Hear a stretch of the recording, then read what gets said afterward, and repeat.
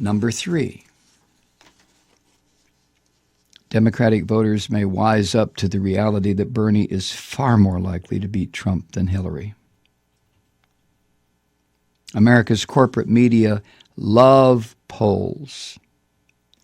As I wrote about in the Huffington Post a few weeks ago, the two most widely parroted narratives about the Democratic contest are that Hillary is inevitable and that the polls show her winning by huge margins everywhere.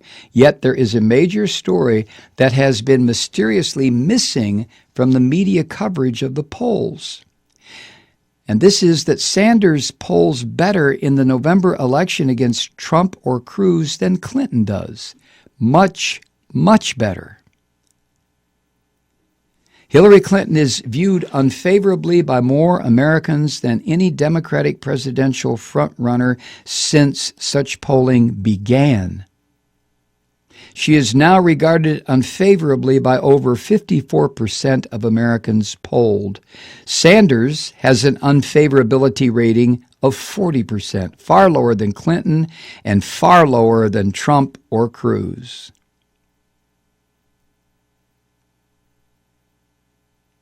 Which leads your humble and obedient servant here to pause and wonder, how does Sanders have an unfavorability rating of 40%?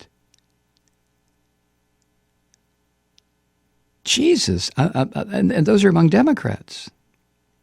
Oh, I get it. That's right. They're Hillary bots. Okay. Anyway, back to the article. Although Clinton manages to lead among Democrats, if she wins the Democratic nomination during the July 25th convention, she will need more than 50% of the nation's voters to win the general election. And this is where her large unfavorability numbers work against her.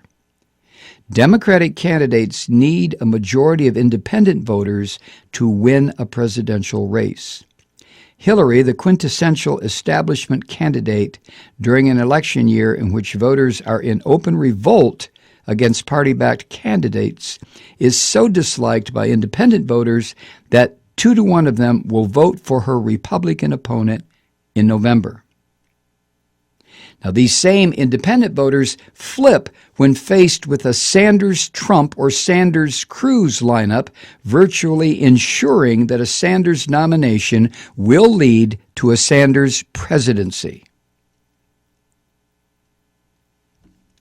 Reuters is the second largest news agency in the world. The Reuters Ipsos poll was the most accurate national poll of U.S. residents published just before the 2012 presidential election. And it has been polling more than 2,000 Americans every week during the current campaign. These polls are highly transparent. They allow any reader to read general results and also see how subgroups like independents say they will vote.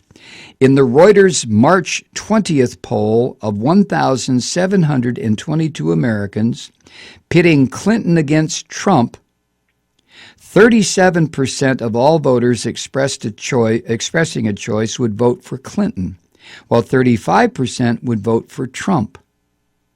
This small margin vanishes among independents who say they would vote 49% for Trump and 25% for Hillary, while 20% of respondents would not answer the question or will not vote.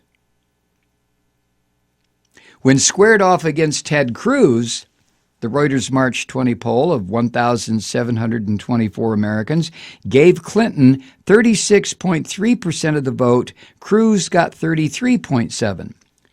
But drilling down to the respondents who are registered likely voters and independents, 43% back Cruz, 22% back Clinton, and 35% dislike them both so much they would not vote. Now contrast these results with those for Sanders. The March 16 Reuters poll of more than 1,700 voters predicted Bernie would win 44.4% of the votes to Trump's 32.6%, a comfortable victory and possibly long electoral so-called coattails to enable the Democrats to regain the Senate. Among independents, Bernie wins by a margin of 10%.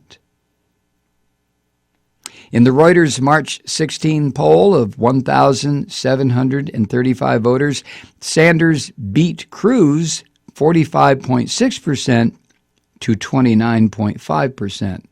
Among independents, Bernie won 40%.